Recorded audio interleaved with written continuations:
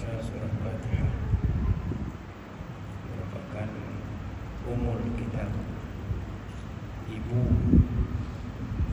ibunan bagi seluruh Al-Quran. Jadi, kalau ibunan seluruh Al-Quran itu mengisyaratkan seluruh Al-Quran itu kalau dipaham seluruh ayat tujuan Al-Fatihah itu, maka seluruh Al-Quran itu dipahamkan. Maka faham itu satu sudut.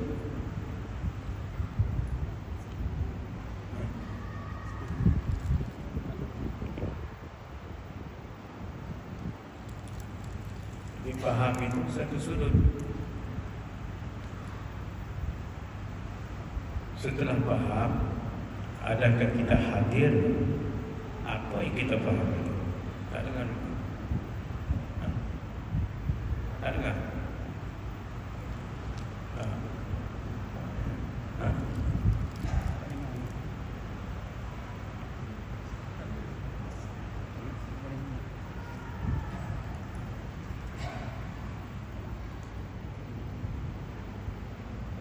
Betul. Dengar? Dengar tak? Okey. InsyaAllah. Allah. Itu ya. Jadi sudut mic pun kalau tidak ada kebiasaan, tak tahu rahsia yang kecil. Ada biasa kita ingat dekat mulut itu dan ke hidung. Ini orang yang beramal selalu dengan mic itu, hanya tu imam dia tahu dia beramal selalu. Ya, bukan tercatat dalam kitab itu, dalam mic dekat dengan mulut. Ya, tapi saat beramal jadi lain pula jadi dia. Itu di antara tersirat dan tersurat. Ya, itu satu sudut. Boleh kita ambil pengajaran. Kalau kitab saja, kalau tidak jumpa ahlul kitab, tak jadilah kita nak menetap. Sekejap sana, sekejap sini, tak boleh tetap. Itu penting. Jadi kembali balik tadi kepada Fatihah yang kita sebut, himpunan bagi seluruh Al-Quran itu dihimpunkan pada surah Al-Fatihah. Maka faham makna itu. Adakah satu-satu yang kita faham itu kita hadir makna yang kita faham. Jadi bila sebut kalimah at-tafahum dalam bahasa Arab, maknanya faham makna, hadir makna. Kita faham makna itu dan kita hadir makna yang kita faham. Kita faham kucing itu bagaimana rupanya. Bila kita pandang kucing itu, pandang kucing, hadir makna kucing. Dengan apa yang dipandang, apa yang hadir dalam hati itu, dan apa yang kita faham pada pikiran kita, pada ilmu. Tak kala mata menyaksi apa yang disaksi, maka ilmu menetapkan apa yang disaksi itu dihadirkan oleh hati. Itu kucing. Kita pandang masjid, bila pandang masjid sahaja, hadir dalam hati itu masjid, bukan yang lain lagi. Itu faham makna, hadir makna. Adakah boleh berlaku faham sesuatu, hadir sesuatu yang lain pula? Boleh. Kita sembahyang, baca ayat Quran, hadir di tempat lain, itu berlaku. Jadi faham makna ada, tapi hadir makna tak ada. Jadi faham makna, hadir makna ini satu sudut yang penting dan terpenting pada sudut alami rasai. Alami rasa ini nak bawa manusia itu terpasak, terduduk, terpaku, atau tetap, tahaqqaqa, makna tetap dia itu pada pandangan pandangan yang mana pendengaran di antara dengar pandang dengar itu pikiran. Bila telinga mendengar kalam, Fikir pun berfikir apa yang didengar. Setelah apa yang dipikir, yang didengar oleh telinga itu, dia faham, maka jadilah pandangan selari dengan apa dia faham. Jadi ini tasbih. Kalau kita kata ini tasbih, kita tengok saja, kita tahu itu tasbih, sebab kita dah tahu. Jadi adakah pandangan yang dipandang mengatakan tasbih, ataupun dengar mendahului pandangan? Satu orang kalau tidak tahu satu benda itu apa dia tak tahu benda itu apa dia benda itu. Katalah satu jenis buah satu orang bawa, kita tak tahu buah apa, kita boleh pandang buah itu, tapi tak tahu. Jadi pandang ada, tapi tak dapat kita nak nyatakan apa yang kita pandang itu. Boleh kita nyatakan apa yang kita pandang itu jadi terang jelas nyata pandangan itu setelah telinga mendengar ilmu. Setelah telinga mendengar, akal berfikir apa yang didengar oleh telinga itu, maka pandangan pun jadi pandangan. Kalau tidak pandang saja, tak tahu. Macam kita pergi pada orang-orang yang dalam hutan yang tak tahu ini apa, kita tunjuk dengan dia buat baling boleh jadi. Dia tak tahu, boleh pandang. Jadi antara pandang, dengar mendahului pandangan. Setelah dengar, akal membuat kajian pemikirannya itu. Jadi telinga mendengar kalam, ya, mata menyaksi, akal berfikir, hati zikir. Jadi nak sampai pada zikir. Sebab hakikat manusia itu zikir. Ada zikir di sini ingat. Manusia itu ingat. Kalau siapa yang tak ingat di sini, kita kena panggil pen putih sebab dia dah tak ingat. Ingat tetap ingat, tapi ingat pada apa? Hakikatan manusia itu pada hujung rambutnya, hujung kakinya, keberadaan ada manusia itu, ada ingat. Kalau dicabut ingat itu, bermaknakan manusia itu. Tengok macam orang-orang yang majnun, kutip sampah, jalan tepi jalan. Ingatan sudah tidak ada. Jadi satu sudut yang paling berharga, qimah, harga yang paling berharga dalam diri insan itu ingat. Cuma mampukah kita didik bentuk corak bendung hala 7? Ingat kita kepada yang patut diingat, yang sepatut diingat, sehingga ingatan pada yang patut kita ingat itu kita pandang kiri, pandang kanan, pandang atas bawah, pandanglah tempat susah, senang, sakit, sihat, suka, duka, puji, keji, sokong, bangkang, dapat tak dapat, pahit, manis. Dua yang kontras dalam pengalaman hidup setiap insan itu. Tetap ingatan pada yang satu tidak berkenjang. Jadi orang itu. Ya, jadi itulah tujuan kita berhimpun. Perhimpunan demi perhimpunan, masjid demi masjid, guru demi guru, ta'alim demi ta'alim. Baca sudah baca lagi. Apa tujuan kau baca itu? Nak didik bentuk corak bendung hala 7 ingatan itu, supaya ingatan itu jadi yaqazah, bukan ghaflah. Apa makna yaqazah pula? Dukhulun fi hadrati rabbi wa tanabbuhun lima yurdi. Masuk engkau kepada hadrat Tuhanmu, dan apa saja keridhaan Tuhan itulah yang kau tuntut cari. Ringkasnya, yaqazah ini dengan makna ada dalam hati sanubarinya hadir ingat tumpu yang kuat kepada Allah Jalla Jalaluhu. Mendepani apa juga ingatan yang paling membara ketara dalam jiwa hati itu, ingat pada yang besar. Itu yang qazah lah itu hadir lah itu. Sebab keadaan manusia ini bawa saja halnya, sama ada halnya itu ghaflah ataupun hal keadaannya itu hadir ingat tumpu. Ya qazah, bawa saja hal manusia. 60 tahun, 70 tahun, 80 tahun hidup di muka bumi menjalani kehidupan, adakah kita dapat yang kosong? Apa saja yang kita buat dalam perbuatan kita, dalam perbuatan yang kita buat itu dimulai dengan fikir. Setelah fikir kita pilih apa yang kita fikir itu. Setelah pilih, maka kita perbuat apa yang kita pilih. Setelah kita buat, maka kita alami apa yang kita buat. Setelah kita alami, kita rasai apa yang kita buat.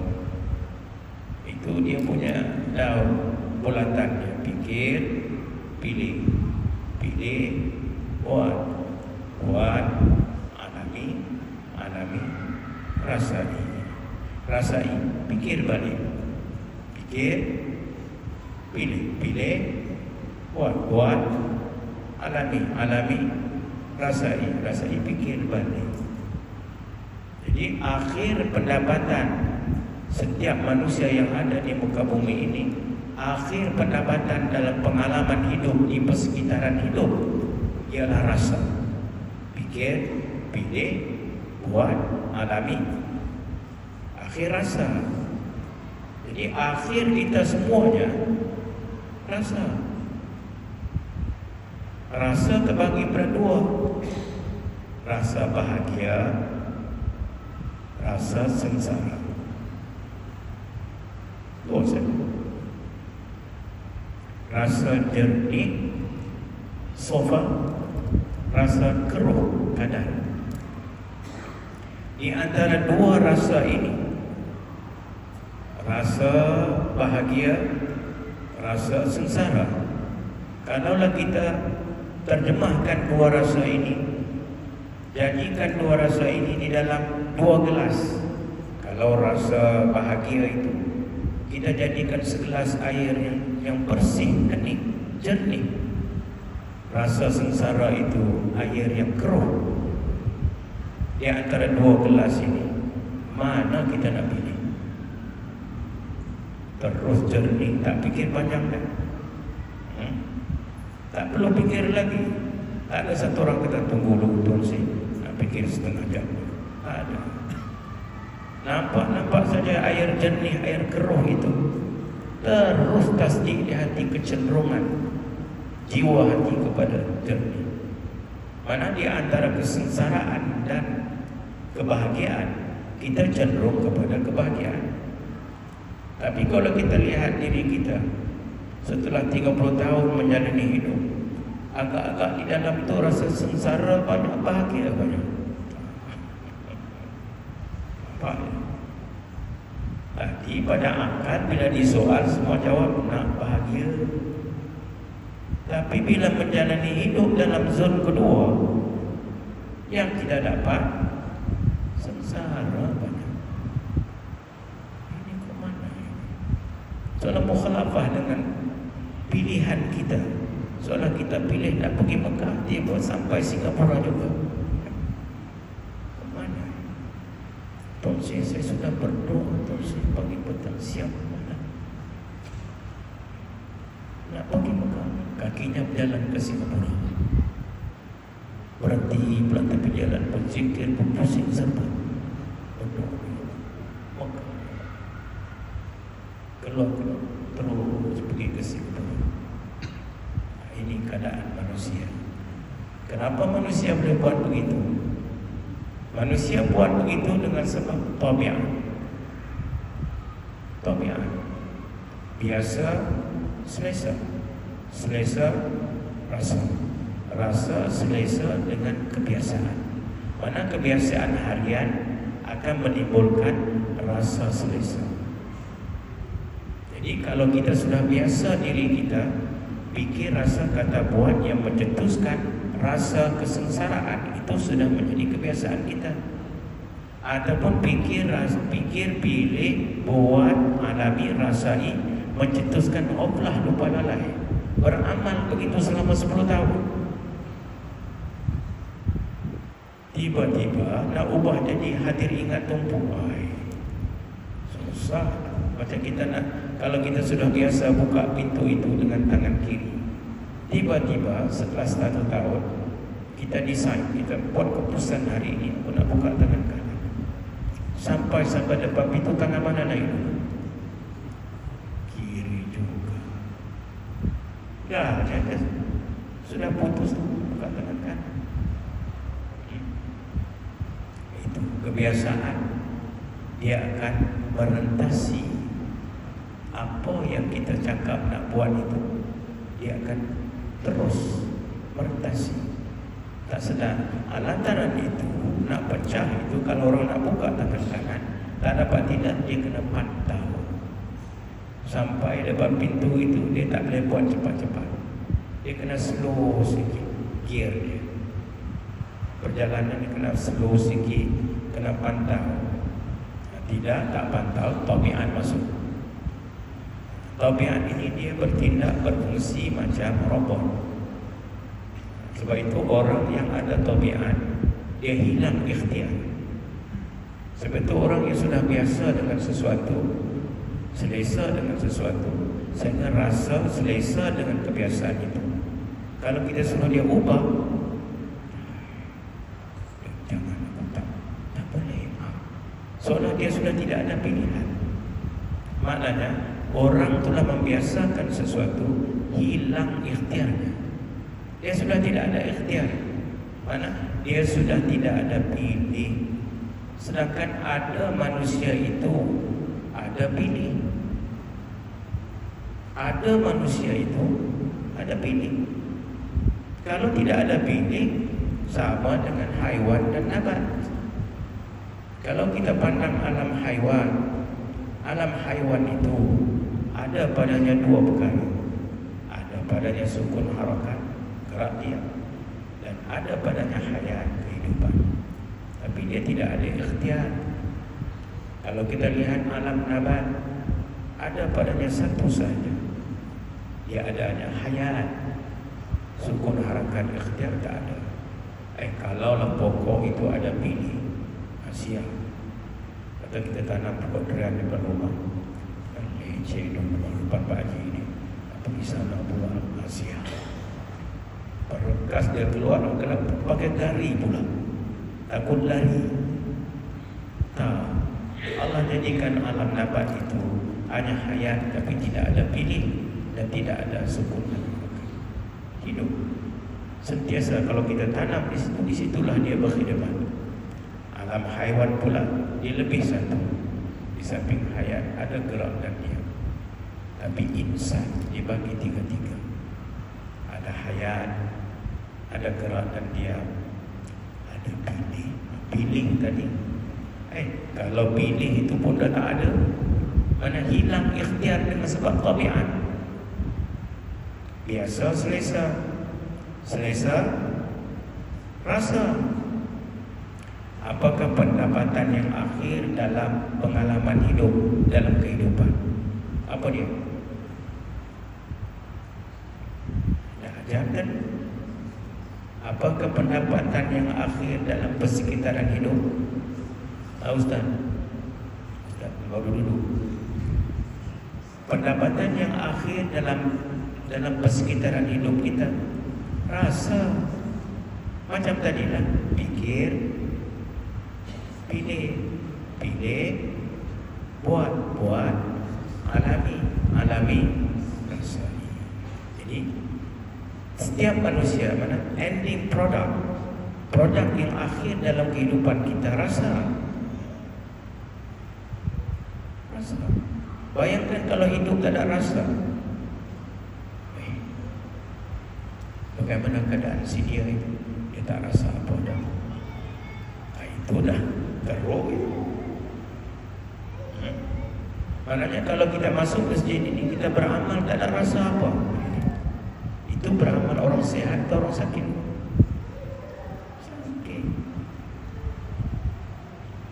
Sedangkan kita beramal sesuatu yang kita aman untuk didik bentuk corak bentuk hala tujuh dan mencuitkan syuur, awatif, zawq, rasa. Kalau rasa tidak ada, jadi hilanglah roh amal. Kalau bahasa kitab dia panggil hal. Ilmu, hal, amal. Sebab orang Arab kalau dia jumpa, kaifa haluka, apa hal kamu? Dia tanya hal kau. Oh ini terus tepat sasaran itu. Apa hal kau? Apa kau rasa? Kita pun bila bangun pagi, perempuan dengar ya?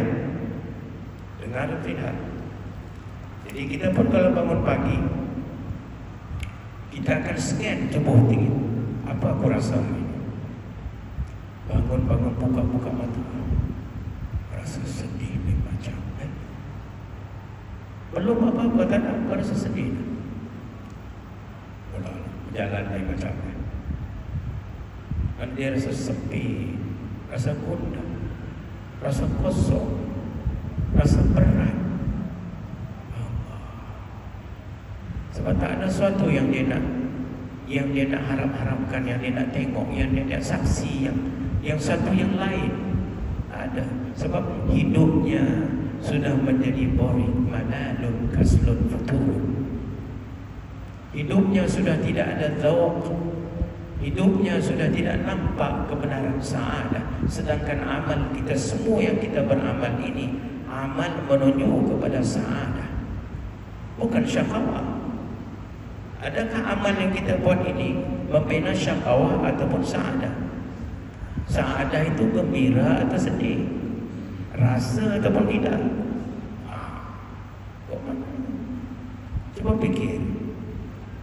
Kalau tak ada, kita nak kena lihat balik apa kurang ini. Kalau itu pun tak dapat kita fikir, tak berubah. Buatlah 10 tahun amal itu, tak ada perubahannya. Sebab itu pun dia tak nampak. Sikun fikir, pilih, buat, alami, rasai pun dia tak nampak. Sebab sedangkan itu yang kita buat hari-hari. Sehari semalam 60-70 ribu pemikiran yang keluar masuk. 60-70 ribu pemikiran yang keluar masuk. Pikiran kemarin dengan pikiran hari ini sama. Kalau pikir yang sama, pilih sama. Kalau pilih yang sama, buat yang sama. Buat yang sama, alami yang sama. Alami yang sama, rasai yang sama. Kalau kita nak ubah rasa, nak ubah apa? Fikir. Mana? Dia punya output dia, rasa itu output. Bila output tu display dia, kita lihat, ini aku tak nak, ini syakawah bukan saadah ini. Sedangkan aku sebagai iman, orang yang ada dalamnya iman, yakni orang yang TBS, terima, percaya, serah, orang yang sudah tasdiqun bil qalb, iqrarun bil lisan wa amalun bil arkan, dengan makna iman, terima, putus, tidak ada syak, zan dan waham, yakin, al-jazam, tidak ada syak, tidak ada zan, tidak ada waham, putus jazamnya itu. Bukan sekadar jazam, mutabiqul lil haq lagi. Saya kata Nabi jahil murakab, jahil basit pula, berbetulan dengan al-haq. Semacam mana Nabi SAW, sahabat dan yang mengikut sahabat, bagaimana mereka itu pegang-pegang kepercayaan itu bersamaan pegangan kita, tak lari. Al-haq, mutabiqul lil haq. Dan Nabi jahil murakab, jahil basit. Al-jazam menafikan syak, zan dan waham. Ad-dalil menafikan taklid. Tak ada taklid. Sebab ada dalil sama ada akli ataupun nakli. Ini kita membahaskan akli.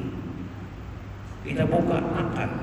Bagaimana sikun kita punya daurah akal hari-hari, pusingan, ya, tawaf akal hari-hari. Bagaimana tawaf akal hari-hari kita. Jadi kalau satu orang nak berubah, dia kena berubah pikirnya. Apa mana pikir? Kalaulah kita nak buang perkataan fikir, katalah kita masjid apa ini? Masjid Taman Bandar Senawang, kita semua sepakat ijtima, kita kita ijma' semuanya. Mula hari ini kita nak buang kalimah fikir, buang, tak mau pakai terus. Kalau kita buang kalimah fikir itu, yang boleh diganti hanya pilih, hanya perkataan pilih. Pikir dengan makna pilih. Kalau engkau pikir, tengok mana, engkau pilih apa yang kau nak, itu mana fikir. Kalau pilih, mesti ada lebih daripada satu. Kalau satu, nak pilih apa? Sudah terpilih. Kadang-kadang itu ada kod jual kain putih sahaja, pergi pilih kain apa warna. Nak pilih apa? Kain putih. Boleh pilih? Boleh. Kalau fikir mana pilih, mana mesti ma'rifat ini.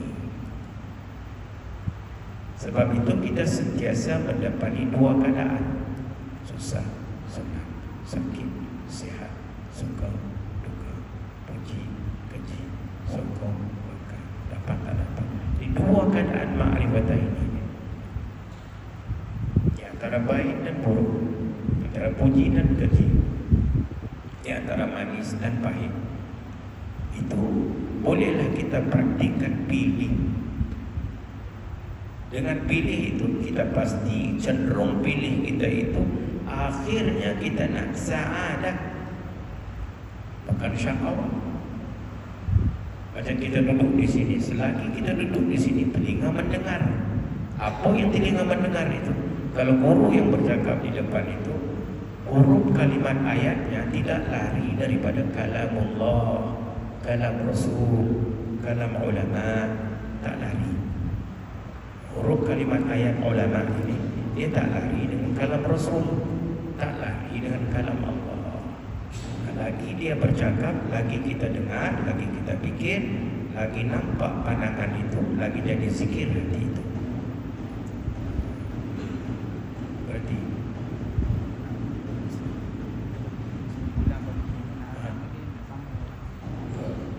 azan dulu, azan dulu.